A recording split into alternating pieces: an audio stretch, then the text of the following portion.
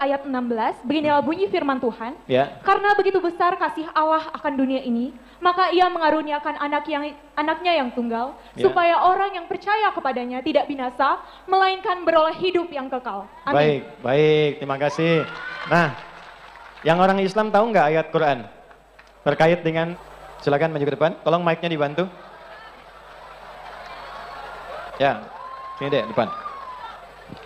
Nama siapa? Nama saya Raffi Laksana Somun. Raffi Laksana Somo. Panggilan? Raffi. Baik, Raffi. Raffi fakultas apa? Ilmu komunikasi. Ilmu komunikasi. Hafal Quran berapa juz? Alhamdulillah pernah hafal 30 juz di setoran. Di Udah ada juga. setoran. Baik. Hafal Qurannya dengan ayatnya? Insyaallah. Insyaallah. Baik. Surat An-Nisa. Hafal? Insyaallah. Berapa ayat? Berapa ada di pikiran? Oh, baik. Enggak, jumlah An-Nisa berapa ayat semuanya? 200-an lebih. 200, pilih. 175 apa 174? Awalnya lupa Ustaz. Kalau diingatkan insyaallah. Baik. Nah, bukan 175, bukan 174 tapi 176 ya. Baik, saya minta yang 174. Ya ayyuhan nasu qad ja'akum burhanum mir rabbikum. A'udzu billahi minasy syaithanir rajim. Ya ayyuhan nasu qad ja'akum burhanum mir rabbikum wa anzalna ilaikum nuran mubina. Baik, mundur ke belakang Al-Baqarah 185. Syahrul Ramadan. Syahrul Ramadan alladzi unzila fihi al-Qur'an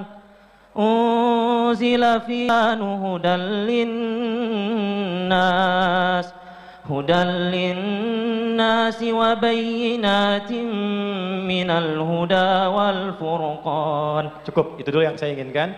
Anda mahasiswa baru ya? Baik, boleh gunakan mic-nya. Ya, Di sini rencana berapa tahun?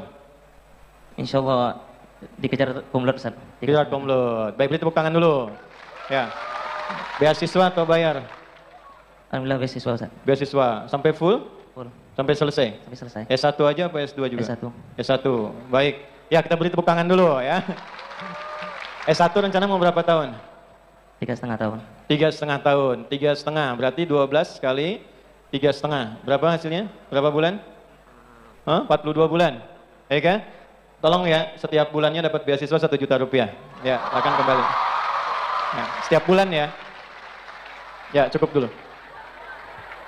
Dimulai dari bulan depan ya, tolong dicatat namanya. Karena dari kampusnya sudah gratis. Yuk lihat baik-baik sini. Saya mau cepat ya teman-teman. Nanti yang mau saya katakan, nanti yang muslim kenapa ada program dengan Quran, ini yang mau saya sampaikan pada Anda semua. Dan waktu kita hanya sedikit. 1, lihat sini. Allah mensifati Quran dengan nur. Wa anzalna ilaikum nuran mubina. Dan saya turunkan bersamaan dengan turunnya Muhammad, itu ada cahaya yang dibawa oleh Nabi yang menerangi semua bagian kehidupan kita. Apa fungsi cahaya? Menyinari, menghilangkan yang gelap, menyingkap yang terang. Di antara yang disebut dengan cahaya, itu sepakat salah satunya dari ulama, sepakat di antara maknanya adalah pengetahuan. Ilmu disebut dengan cahaya karena ilmu itu bisa menyingkap sesuatu yang tadinya gelap. Anda tidak tahu, gelap, ada ilmu, jadi terang. Anda tidak mengerti, gelap, ada ilmu, menjadi paham. Maka ketika Quran disebut dengan nur, bagian dari isi Quran itu di dalamnya ada petunjuk-petunjuk untuk meningkatkan dan menguatkan nilai pengetahuan kita. Nah, inilah yang ketika dikeluarkan oleh ulama, disimpulkan setidaknya di Al-Baqarah ayat 185 yang tadi adik kita bacakan. Lihat baik-baik. 1. Syahrul Ramadan alladzi unzila fihi al-Qur'an hudan linnas. Quran diturunkan di bulan Ramadan, istimewa, tapi kebanyakan orang nggak tahu keistimewaannya. Tahunya cuma untuk baca aja. Jadi muslim yang baik baca Quran, mulai dari Iqra supaya bisa baca. A fata a, fa fata fa, lam doma u, lu, apa lu, kan? Iqra baca. Nah, itu bukan poinnya. Poinnya itu paham isinya, paham petunjuknya, pakai sesuai kebutuhan kita.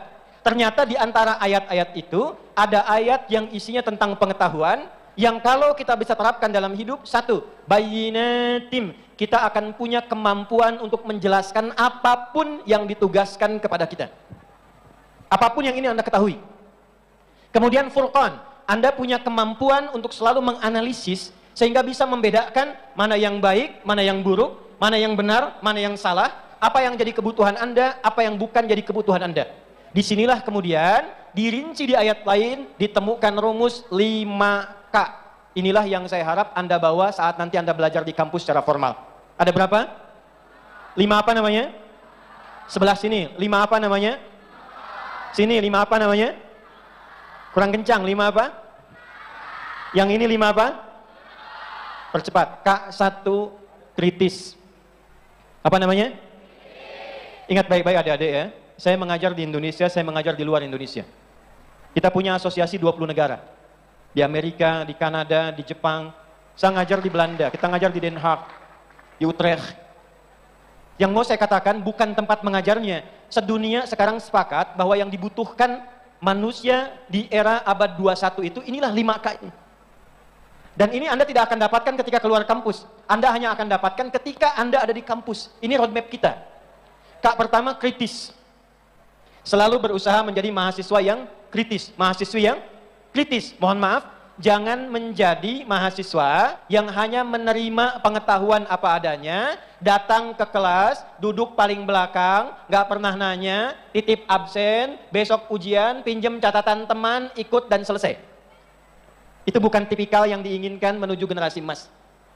Pastikan semua apa yang Anda pelajari, Anda punya sifat kritis, tidak paham, tanyakan. Jangan pernah Anda masuk kelas dan keluar kelas dalam suasana yang sama. Apa bedanya Anda masuk dengan keluar kelas? Masuk kelas Anda tidak tahu, keluar kelas Anda tahu. Tidak mungkin Anda mendapatkan pengetahuan baru kalau Anda tidak punya sifat kritis. Ya, setiap Anda tidak memahami sesuatu, tanyakan.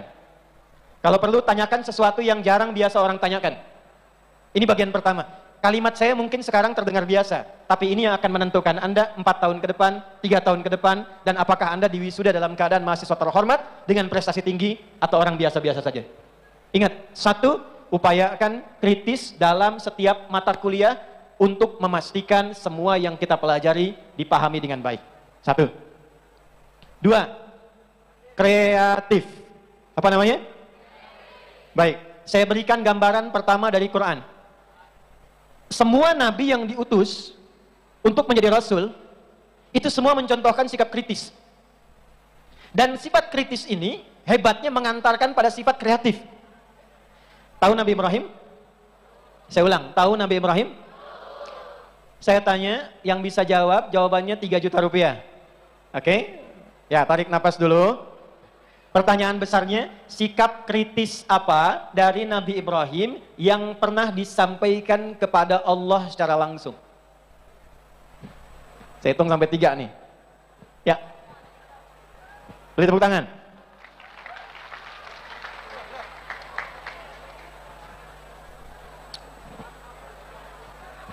Namanya siapa? Mulkia Zikri dari Fakultas Ilmu Komputer, Prodi Teknik Informatika. Oke, Zikri langsung saja. Hafal Quran berapa juz? Cuman juz 30, Ustaz. Juz 30, baik. Sikap kritis Nabi Ibrahim yang pernah ditampilkan oleh Quran dan ini langsung disampaikan kepada Allah. Silakan. Sikap kritisnya yaitu pada saat Nabi Ibrahim itu bermimpi ketika dia itu Sebentar ya, ini cash nih langsung nih. Ketika dia ingin menyembelih Ismail. Pada saat itu dia sebenarnya bimbang juga ingin menyembelih anaknya yang sudah lama ia dambakan. Tapi karena memang itulah perintah dari atas langsung, secara logika itu juga Tuhan. Sikap kritisnya apa? Siap kritisnya memerintah. Baik, kita jeda sebentar, adzan berkumandang. Tapi saya berikan bocoran, ini jawabannya sedikit agak melebar, tapi nggak apa-apa, dapat 10% jadi 300.000 rupiah. Silakan kembali, kita dengar adzan sebentar ya. Baik teman-teman, fokus sebentar 10 menit dan ini nanti yang paling menentukan untuk kita. Oke, yang saya maksud bukan Quran surat As-Saffat ayat 102 sampai 109. Yang saya maksud Al-Baqarah ayat 260. Nabi Ibrahim itu nabi, rasul. Tahu Allah itu sang pencipta. Allah itu segalanya. Tapi dalam keadaan yakin, beliau masih bersifat kritis untuk bertanya, guna melahirkan ketenangan dalam batinnya. Perhatikan kalimatnya. Wa idh qala Ibrahimu Rabbi arini kaifa tuhyil mauta. Dan kita diminta belajar. Pelajarannya untuk kita, bukan untuk Ibrahim. Idh itu, dia punya 3 arti. Pelajari, pahami, ingat apa yang telah Anda pahami itu kan. Wa idh qala Ibrahim, dan yang belum tahu pelajari. Kalau sudah belajar, pahami. Kalau sudah pahami, sudah paham, ikuti jejaknya untuk Anda kerjakan. Ketika Ibrahim itu bertanya secara kritis. Jadi Anda ikut ini.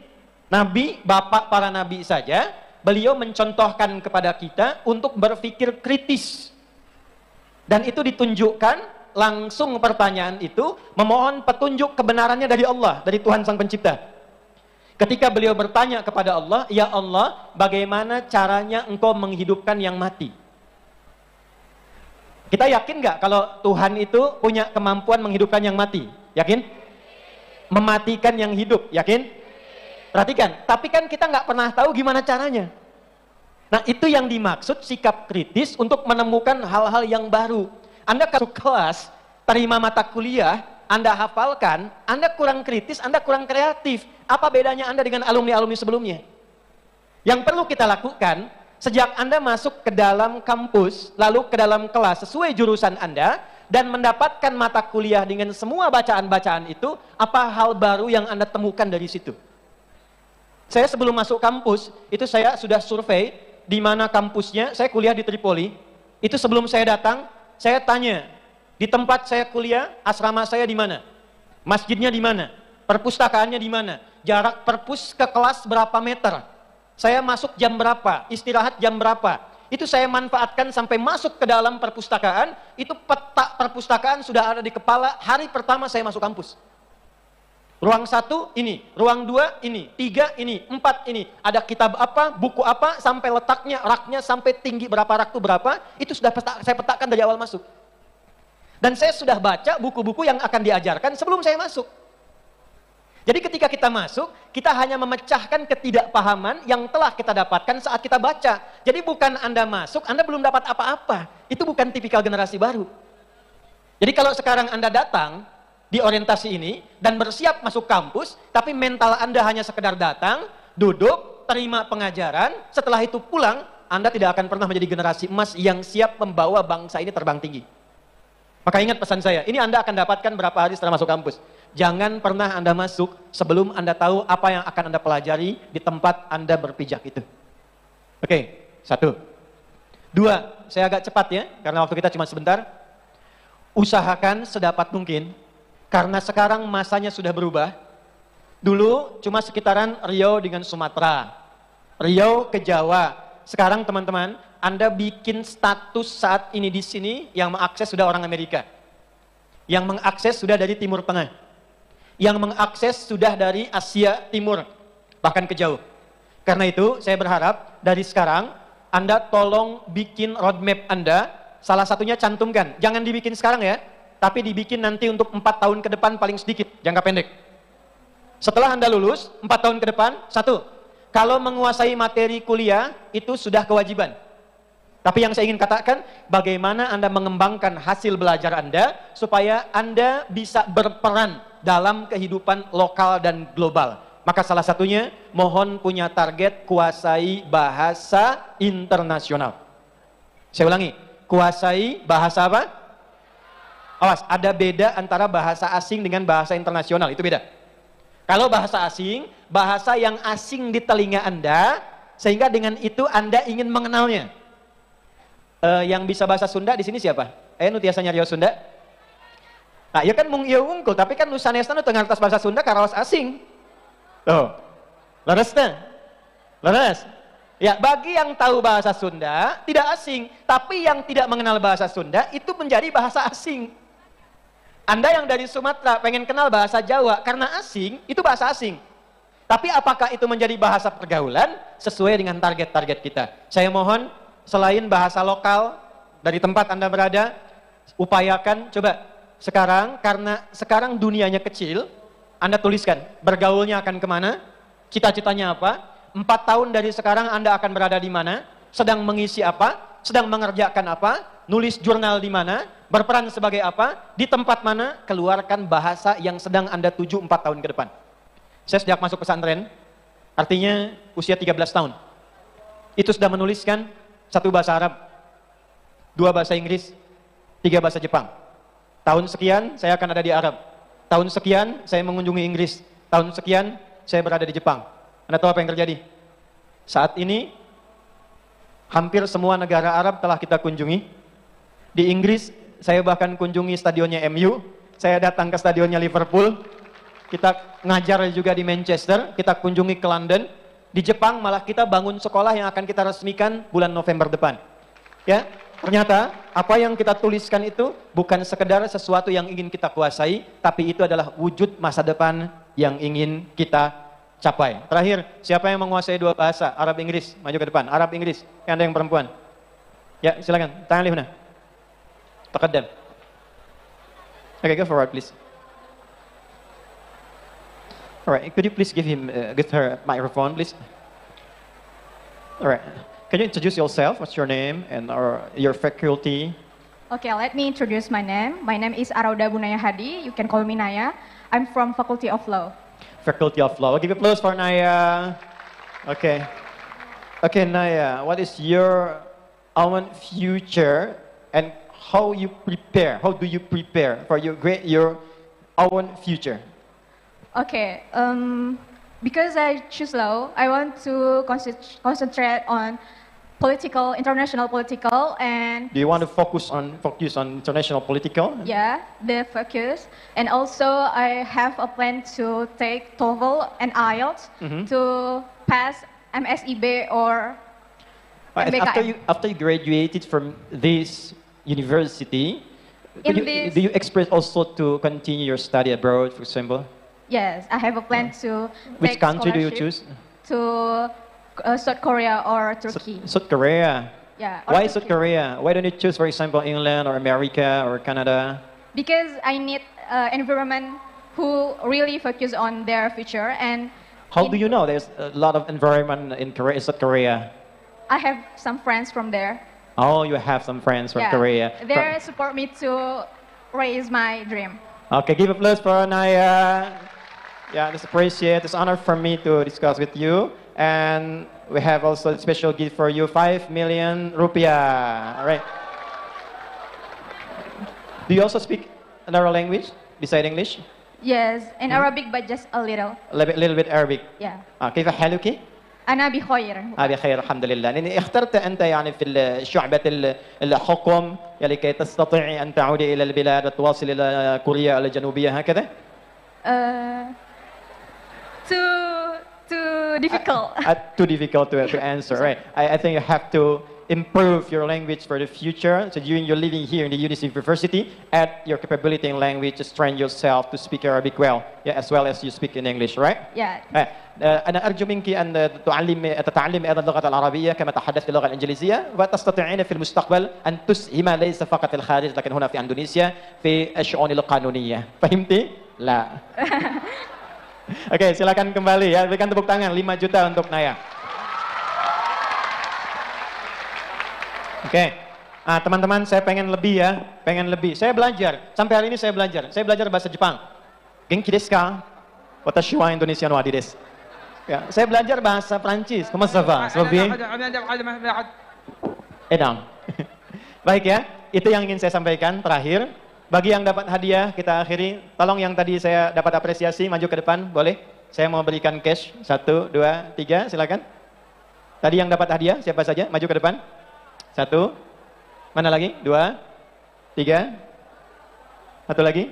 Yang cash langsung sudah ya? Ya Anda? Mana lagi? Silakan. Bagi 2 aja, sebagian di sini, sebagian di sana. Mas Fadil, sudah siap? Sebelah sini. Ya, kalau sebelah sana jatuh nanti. Sini. Geser sedikit. Oke. Kenapa? Oh ya. Yang 1 juta mana tadi? 1 juta. Baik. Ini yang 500 ya Pak? Antum ya? 500. Yang 1 juta lagi? Ini ya? Baik. 5 juta untuk Naya. Baik. Oke.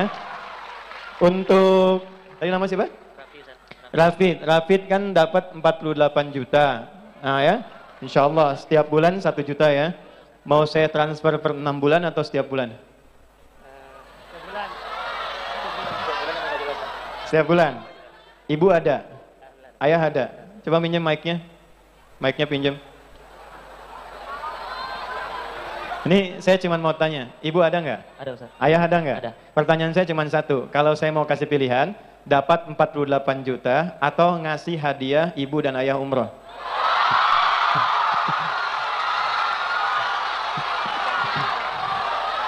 Udah.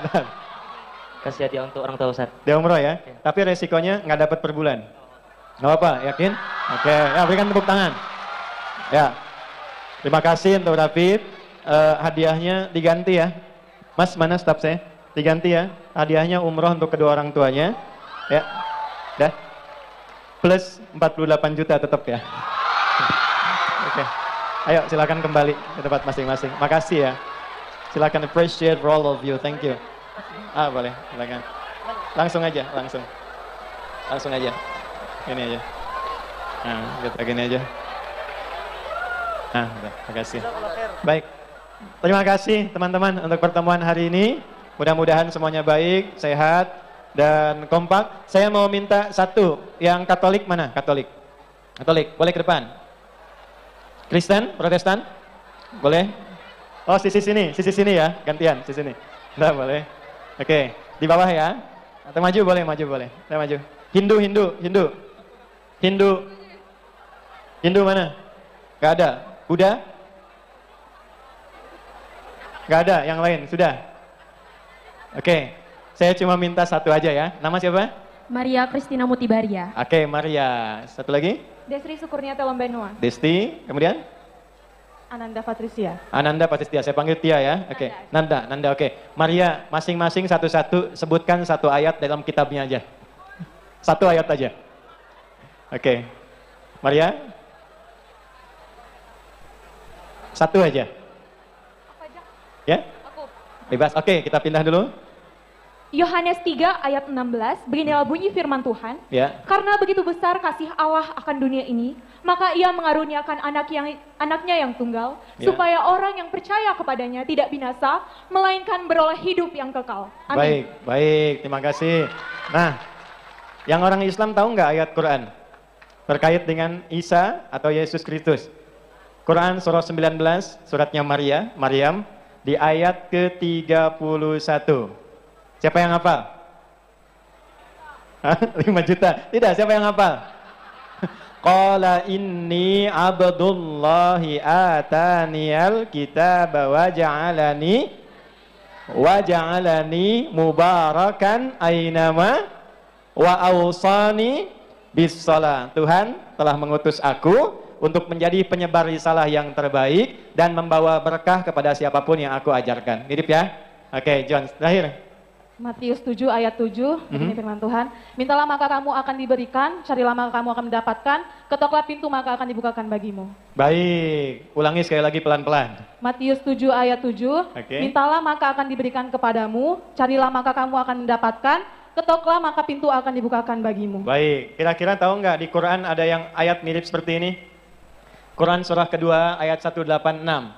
Wa idza sa'alaka ibadi anni fa inni qarib ujibu da'watad da'i idza falyastajibu wal yu'minu la'allahum. Kalau kamu butuh apapun, mintalah kepadaku, maka aku akan kabulkan dan berikan jawaban kepadamu seperti yang kau inginkan. Maka yakinlah kepadaku, aku berikan petunjuk kepadamu untuk memudahkan urusanmu. Mirip ya? Karena itu saya mau katakan, kenapa saya tanya, saya ingin tegaskan dari Umri, kita ingin memberikan inspirasi toleransi beragama yang tinggi.